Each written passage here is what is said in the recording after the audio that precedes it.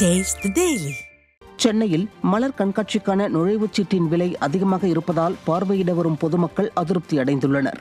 செம்மொழி பூங்காவில் மலர் கண்காட்சி துவங்கிய நிலையில் பெரியவர்களுக்கு 200 ரூபாயும் சிறார்களுக்கு 100 ரூபாயும் நிர்ணயிக்கப்பட்டுள்ளதால் விலை அதிகமாக இருப்பதாக வேதனை தெரிவித்த பொதுமக்கள் திறனற்ற திராவிட மாடல் அரசு ஏழை எளிய மக்களும் மலர் கண்காட்சியை பார்க்கும் விதமாக நுழைவு கட்டணத்தை உடனடியாக குறைக்க வேண்டும் என கோரிக்கை விடுத்தனர்.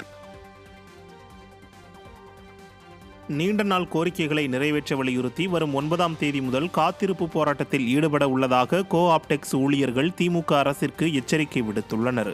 தமிழகத்தில் கோஆப்டெக்ஸ் நிறுவன ஊழியர்களுக்கு 2022ஆம் ஆண்டில் வழங்கியிருக்க வேண்டிய ஊதிய உயர்வை விடியா திமுக அரசு வழங்கவில்லை. இதற்கான ஒப்புதலை கைத்தறித்துறை அளித்துள்ளது. ஆனாலும் ஊதாரித்தனமாக செலவு செய்யும் திராவிட மாடல் அரசோ கோஆப்டெக்ஸ் ஊழியர்களுக்கு ஊதிய உயர்வு வழங்க மனமின்றி நிதி நெருக்கடியை காரணம் காட்டி ஏமாற்றி வருவதாக குற்றச்சாட்டு எழுந்துள்ளது. இதையடுத்து ஸ்டாலின் அரசின் கவனத்தை ஈர்க்கும் வகையில் வருகிற 9ஆம் தேதி முதல் சென்னை எழும்பூரில் உள்ள தலைமை அலுவலகத்தில் காத்திருப்பு போராட்டத்தில் ஈடுபட உள்ளதாக கோஆப்டெக்ஸ் ஊழியர் சங்கத்தினர் எச்சரிக்கை விடுத்துள்ளனர். சென்னை விமான நிலையத்தில் காலாவதியான தீயணைப்பான் கருவிகள் பொருத்தப்பட்டதை பயணி ஒருவர் போட்டோக்களுடன் இணையதளம் மூலம் சென்னை விமான நிலைய அதிகாரிகளுக்கு புகார் அளித்த சம்பவம் பரபரப்பை ஏற்படுத்தியுள்ளது. சென்னை விமான நிலையத்தில் 10 மீட்டர் தூரத்திற்கு தீயணைப்பான் கருவிகள் பொருத்தவும் அதை 10 ஆண்டுகளுக்கு ஒருமுறை மாற்றி புதிய சிலிண்டர் அமைக்க வேண்டும் என்பது பாதுகாப்பு விதி. இந்த நிலையில் 2021ஆம் ஆண்டில் மாற்ற வேண்டிய சிலிண்டர்களை 3 ஆண்டுகள் காலதாமதமாக 2024ஆம் ஆண்டு டிசம்பர் 30ஆம் தேதி மாற்றப்பட்டுள்ளது பயணிகளிடையே அதிர்ச்சியை ஏற்படுத்தியுள்ளது. இந்த நிலையில் தாமதமாக மாற்றப்பட்டதற்கான காரணம் எதுவும் தெரிவிக்கப்படவில்லை. பயணிகளின் பாதுகாப்பு விஷயத்தில் மைனாரிட்டி பாஜக அரசு அலட்சியம் காட்டுவதாக பொதுமக்கள் குற்றம் சாட்டுகின்றனர்.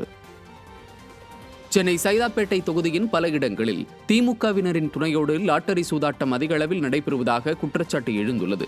சின்னமலை அருகே உள்ள வேளச்சேரி சாலை, சைதாப்பேட்டை ரயில் நிலையம் அருகே உள்ள ஜெனி சாலை போன்ற இடங்களில் ஆங்காங்கே 1 நம்பர் லாட்டரி சூதாட்டம் நடைபெற்று வருகிறது. இதுகுறித்து போலீசாருக்கு தகவல் தெரிந்தும் ஆளும் கட்சிக்கு ஆதரவான நபர்கள் என்பதால் கண்டும் காணாமல் இருப்பதாக அப்பகுதி மக்கள் குற்றம் சாட்டுகின்றனர்.